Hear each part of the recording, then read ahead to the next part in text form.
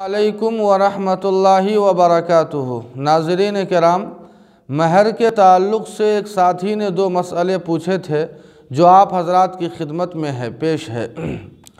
पहला मसला इन्होंने ये पूछा है कि अगर औरत का इंतकाल हो जाए और महर अगर बाकी है तो अब उस महर का क्या किया जाए। इस सिलसिले में नाज़रीन किराम हमें ये समझ लेना चाहिए कि अगर औरत का इंतकाल हो जाए और उसका महर अभी बाकी है अदा करना, तो अब वो महर उस औरत के तरके में शामिल हो जाएगा। ये पहला मसला है, खूब समझ लीजिए। और दूसरा मसला ये पूछा गया कि आम तौर पर हमारे समाज में ये रिवाज है कि जब औरत मरने लगती है तो औरतें कान में जाकर ये कहती है कि जाते जाते कम अज़ कम अपने शौहर से जो महर की रकम है उसे माफ़ कर दे।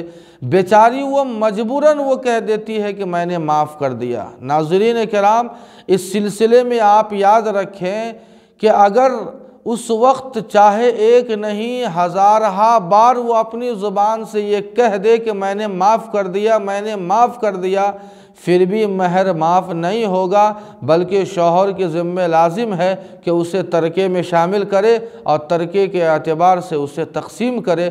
मुझे उम्मीद है कि ये दोनों मसले आपको समझ में आए होंगे।